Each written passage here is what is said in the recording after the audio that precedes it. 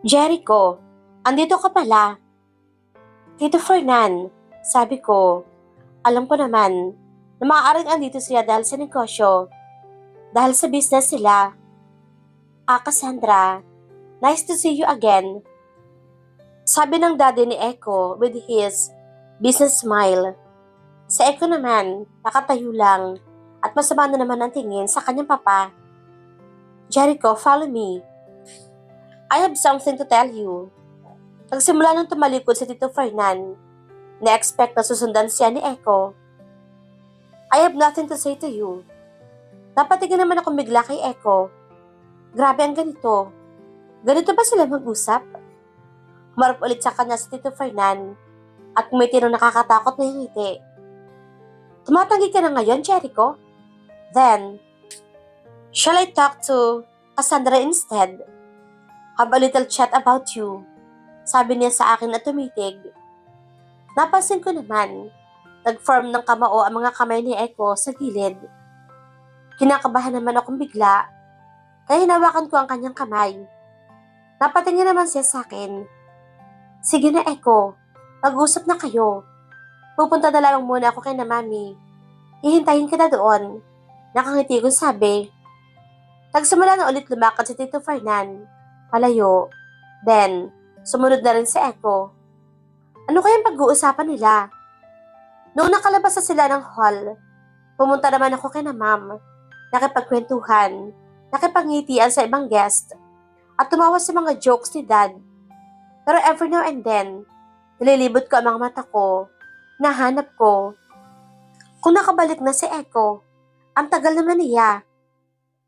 Si Jericho Tan. Napatingin naman ako sa likod ko nang narinig ko ang pangalan ni Echo. May tatlong babae ang nagkukumpulan. Pinag-uusapan ata si Echo.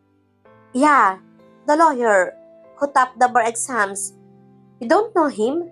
My gosh, sabi ng isang babae na red dress, super fit sa kanya. I know, right? Saan planeta ka ba galing? He's very famous kasi hindi lang siya matalino, but also super hot. Sabi naman iyon ng isang babae na naka-green, tapos above the knee ang dress niya at fit din, katulad ng babaeng unang nagsalita. Wait, siya ba yung andito kanina?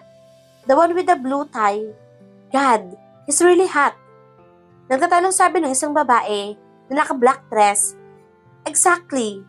He's quite snobbish though. Pero isa din yan sa charming qualities niya.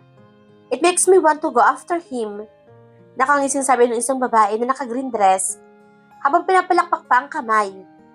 Aba, ito mga girl lalo na ito. Pinagnanasaan ang echo ko. Excuse me. Asawa ko na kaya siya?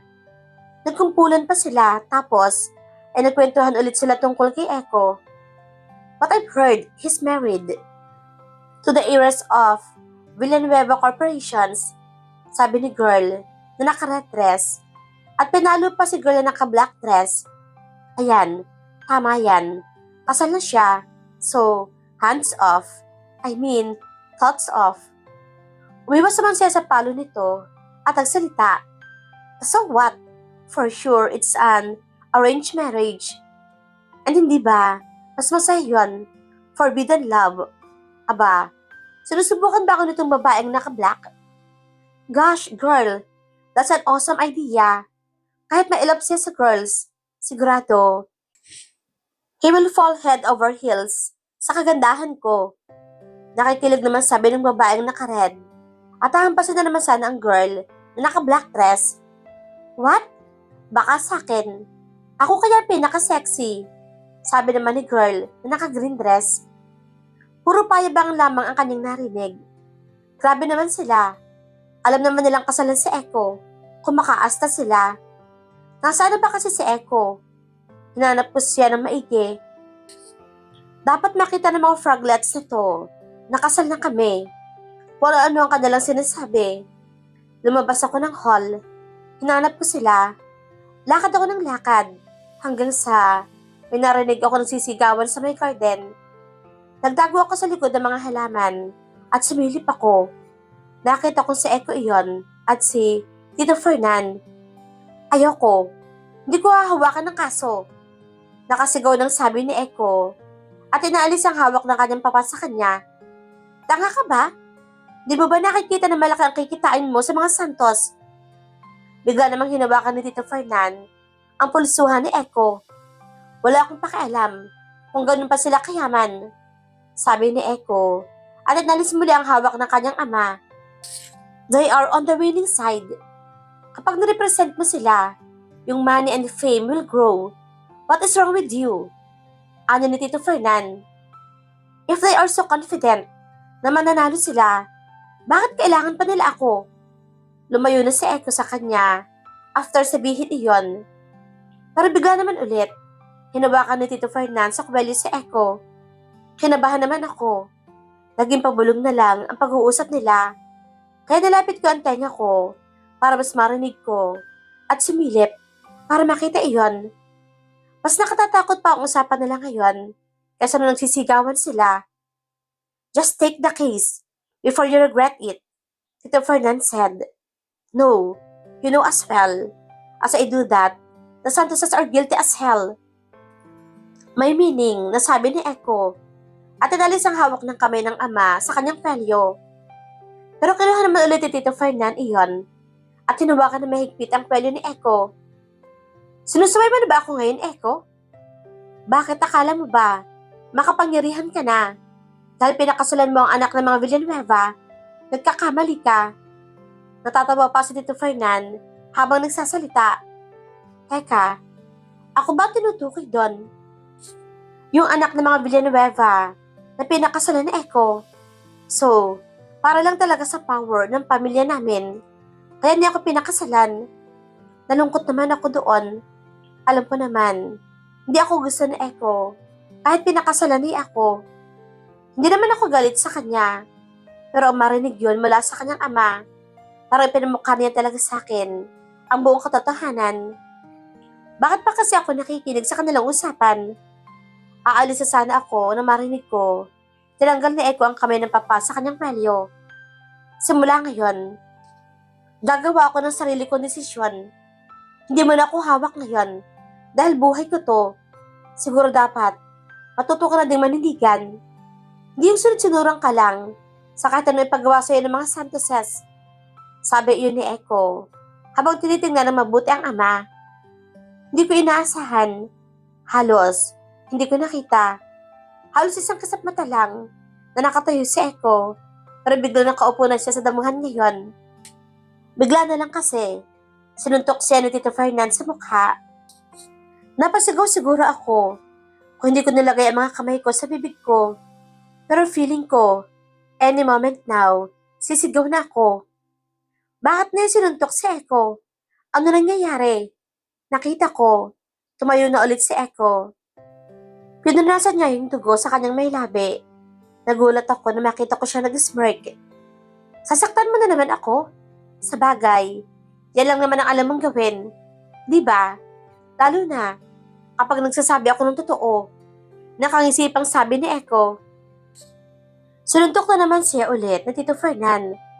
Napaupo na naman si Echo sa sahig. Bakit ba hindi siya umiilag? Bakit ba hindi siya gumaganti? Hinawakan ulit ni Tito Fernan sa kwelyo at pinipilit siyang tumayo. Yun na ang huli ko nakita. Talkusan ang umaatras sa mga paa ko hanggang sa tumakbo na akong pabalik sa hall. Kailangan kong tulungan si Echo. Kailangan ko makahanap ng tulong. Tumakbo ako ng tumakbo. Kailangan ko makita si Dad. Siya lang ang makakapigil kay Tito Fernan. Nakarating na rin ako sa main hall, pero may mga nag-aayos na waiter na lang ang nadatnan ko. Teka, tapos na ang party. Hindi pwede. Nasaan si Dad? Nasaan sila? Hindi ko padala ang phone ko. Naiwan ko kasi sa shop dahil nagmamadali na nga ako kanina. Nilapitan ko ang isang waiter na nag-aayos ng lamesa. Excuse me. Alam niyo ba kung asan si Mr. and Mrs. Villanueva? Saan po sila pumunta? Ma'am, hindi ho ako sigurado eh. Pero baka po, nasa tapat ng hall. Hinihintay yung sasakyan nila pa uwi. Alam ko po doon din naghihintay yung ibang guest. Sabi yun ng waiter. habang inaayos ang mesa. Sige po, thank you po. Tumakbo na naman ako papuntang entrance ng hall. Sana hindi pa sila nakakaalis. Please Lord, please. Pagdating ko halos, ubos na ang mga bisita. Nakaalis na halos lahat ng tao. Nilibot ko ang mga mata ko.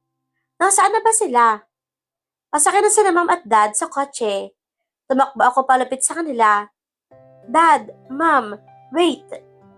Napatigil naman sila sa pagpasok at napatingin sa aking direksyon. Kasi, akala namin umalis na kayo with Echo. Bakit andito ka pa? Pagkataka ni Dad. Dad, si Echo. Hindi ko napansin. Hingal na pala ako. Hinabol ko muna ang hininga ko. Hinawakan naman ako ni Ma'am sa shoulders. Kasi baby, are you okay? Bakit pagod na pagod ka? Ano bang nangyari? Pag-alaala ni Mami. Ma'am, Dad, kailangan po natin magmadali. Si Echo, I said while painting. Kasi ano bang nangyari? Asan ba si Echo? Hindi ka namin maintindihan. Mabuti pa, sumabay ka na sa amin. Ihahatid ka na lang namin pa uwi. My dad suggested. No, Dad. Hindi po pwede.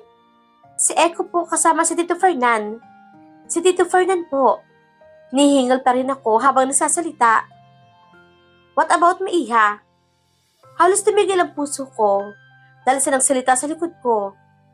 Napatingin si na Ma'am kay Tito Fernan habang dahan-dahan naman ako umiikot hanggang sa makita ko na siya. Parang tumayo lahat ng balahibo ko sa nakita ko na nakangiti siya sa akin. Anong sinasabi mo, Cassandra, tungkol sa akin? Sabi niya iyon at nakangisin niyang sabi,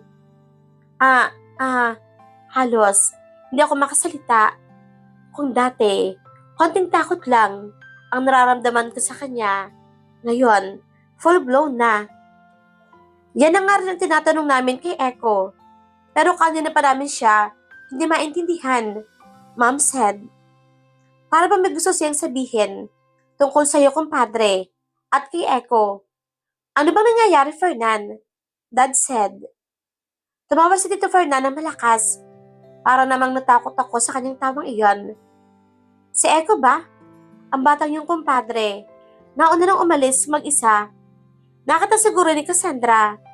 Habang pinagsasabihan ko siya kanina. Tumingin naman na makahulugan sa akin si Tito Fernan. Nagalit ako dahil dapat ay sabay silang umalis ang kanyang asawa. Hast, ano bang problema ng anak mo, kumpadre? Siguraduhin lang niya tinatrato niya ng mabuti ang anak ko. Ma-authority ng sabi ni Daddy kay Tito Fernan. Hayaan mo, kumpadre, at magsasabihan ko pa siya hanggang sa matuto siya. Tito Fernan said while looking at me. Iba na talaga ang nararamdaman ko. Napalunok naman ako sa kanyang sinabi. Nakatingin pa rin kasi siya sa akin. Han, tara na. Mukha kasi, may sakit si Cassie. Sabi ni Ma'am kay Dad. Then, tumingin ulit sa akin. Are you okay, baby? You look really pale. Ano bang nangyari sa dila ko? Bakit hindi ako nagsasalita? Sige na, kumpadre. Umalis na kayo. Sabi ni Tito Fernan at kinausap niya ako. Magpagaling ka, Cassie. Mag-usap na lamang tayo ulit sa ibang araw. Bumilis naman ang tibok ng puso ko sa kanyang sinabi. Lalong tumindi ang takot ko sa kanya. Sige, kumpadre. Mauuna na kami. Dad said. Pinapasok ko nila ako ng kotse. Ewan ko kung paano. Nakapasok ako ng sasakyan. Siguro halos, binuhat, at tinulak na ako ni Ma'am. Bakit ba kasi hindi ako makagalaw at makapagsalita? Nandito na ako sa bahay. Hindi pa rin ako makapagsalita nang nasa kotse ako, pero parang natauhan ako ng marinig. Uuwi na lamang daw ako kina Ma'am sa bahay namin dati. Hindi pwede yon. Kailangan ko makita si Echo. Speaking of Echo, wala pa rin siya ngayon dito sa bahay. Kanina pa ako nandito sa sala at hinihintay siya. Kunwari nga, nanonood ako ng TV. Pero wala naman talaga akong maintindihan. Parang paulit-ulit sa utak ko ang nangyari kanina. Niyakap ko na lamang ang legs ko tapos sinandal ang ulo ko sa tuhod ko. Hihintayin ko siya kahit paanong mangyari. Nakaidlip ako. Halos alas 12 na yata nang marinig ko. Bumukas ang pinto. Natigilan si Eko na makita na nasa sala pa ako. Ako naman, kinukurap ko pa ang mga mata ko at tina-adjust mula sa pagkakapikit. Bakit ba diyan ka nakatulog? Tinignan ko ang kanyang mukha. Tumalikod naman siya, kaya hindi ko nakita. Eko, ayos ka lang ba? Hinihintay kasi kita. I stopped in the mid-sentence kasi bigla na lamang siya naglakad. Naglakad na siya paakyat sa kanyang kwarto. Nakatitig lamang ako sa kanya hanggang sa hindi ko na siya matanaw. Hindi ko alam, pero hindi na ako makagalaw noon. Wait lang, Eko. Pagpipigil ko. Tumakbo na rin ako papuntang hagdanan. Pero nalaala ko may sugat si Eko. Kaya kinuha ko muna ang first aid kit. Pagkatapos noon, tumakbo na ako papuntang kwarto niya. Kumatok ako. Eko. Kumatok muli ako. Eko. Katok lang ako ng katok. Pero parang walang naririnig si Eko. O kaya, hindi lamang ako pinapansin. Pinihit ko na lamang ang doorknob. Hindi naman nakalak. Pagbukas ko ng kwarto, ang dilim. Eko. Nilibot ko ang mga mata ko. Wala siya. Pero dito siya pumasok kanina sa kwarto, di ba? Pumasok na ako sa loob. Tinignan ko ang CR. Wala rin siya doon. Binuksan ko ang cabinet. Hindi naman siya nagtatago. Nasaan ba siya? Di kaya, nasa ibang kwarto. Lalabas na sana ako na may marinig akong para may imubo. Dahan-dahan ako lumakad. Papunta sa kabilang side ng kama. Nakita ko siya doon. Nakaupo sa floor at nakasandal sa kama. Nakapikit ang mga mata niya. At grabe ang mukha niya, ang daming pasa. Umupo ako sa kanyang tabi. Akala ko, tulog siya. Kaya nagulat ako nang bigla siya magsalita. Umalis ka na. Eko, may dala akong first aid kit. Sabi ko, at tinitigan siya. Kawawa naman si Eko. Bumukas ang kanyang mata, tapos tumingin sa akin. Sabi ko, umalis ka na. Pero Eko, yung sugat mo. Hahawakan ko sana ang mukha niya nang tinabig niya ang kamay ko. Huwag mo akong hawakan. Umalis ka na, sabi. Sigaw niya at tila namang tumalo ng puso ko at tatakot ako sa kanya. Pero hindi ako nagpadala doon. Pero Eko, hindi pwede. Yung sugat mo, kailangan gamutin iyan. Kailangan. Napatigil ako dahil sumigaw na naman siya. Huwag mo na akong pakialaman. Umalis ka na. Iwan mo na ako. Kaya ko ang sarili ko. Sigaw niya ulit. Ganito ba siya kapag sinasaktan siya ni Tito Fernan? Lagi ba siya mag-isa at hindi tumatanggap ng tulong ng iba? Ito bang dahilan? Kaya alungkot niya palagi. Hindi ko na malayan. Tumulo na pala ang luha ko. Hindi. Hindi ako aalis. Hindi kita iiwan. Dito lang ako. Ayokong umiyak. Pinipigilan ko umiyak. Pero tuloy-tuloy na bumagsak ang luha sa mga mata ko. Kapag naiisip ko kasi, ang ginawa ni Tito Fernan kay Eko. Tapos, ang lungkot na nararamdaman ni Eko ngayon. Hindi ko talaga mapigilan. Si Eko naman, mukhang natigilan. At iniiwas ang tingin sa akin. Ang tagal din na tumahimik kami. Walang nagsasalita. Ang paghikbi ko lang ang tanging maingay. Huwag ka nang umiyak. Hindi naman ako galit sa'yo. Sabi ni Eko, habang nakaiwas pa rin ang tingin sa akin. Ako naman, para mas lalong naiyak. Dahil sa paglakas ng iyak ko, napatingin na sa akin si Eko. Tama na nga yan. Huwag ka na nga umiyak. Sabi ni Eko, na parang natataranta na. Obviously, hindi siya sanay magdilang pag-iyak ng mga babae. Pinunasan ko ang luha ko, pero sumisinghot-singhot pa rin ako. Hindi talaga mapigil ang mga luha ko. Ikaw kasi ayaw mo pa ipagamot sa akin ang sugat mo. Fine, gamutin mo na. Basta, huwag ka nang umiyak. Napakaiyakin. Nakaiwas pa rin siya sa akin. Natuwa naman ako at sinikap na tigilan na ang pag-iyak. Karon din ang piko ng bulak sa sugat ni Eko. Naramdaman ko na nigas siya at pinipigil na lamang ipakita na masakit iyon. Parang gusto ko na ulit umiyak. Hoy, iyakin. Subukan mo ulit umiyak. Papalabasin na kita ng kwarto ko. Lumunok na lang ako at kinagat ang ilalim ng labi ko. Pinipigilan ko na talaga umiyak. Dahan-dahan ko naman ginagamot ang sugat ni Echo para mabawasan ang sakit. Patapos na ako na maramdaman ko, nakatingin lamang siya sa akin habang ginagamot ko ang kanyang sugat. Ano kayang iniisip niya? Naiinis na naman ba siya sa akin na napakapaka-alamera ko? Na matapos ako, sumandal din ako sa gilid ng kama. Nararamdaman ko, nakatingin pa rin siya sa akin. Sorry, Echo. Alam ko naman, hindi ako dapat makialam. Pero kasi, alam ko masakit yung sugat mo eh. Ano ba yan? Naiiyak na naman ako. Kinagat ko na lang ang bottom lip ko. Kasi, wag kang iiyak. Wag kang iiyak. Iyakin. Narinig ko pang sabi ni Echo. Tapos, sinandal na niya ang kanyang ulo sa kama at pinikit ang mga mata. Hindi naman niya ako pinapaalis doon, di ba? Siguro naman, hindi na siya galit sa akin.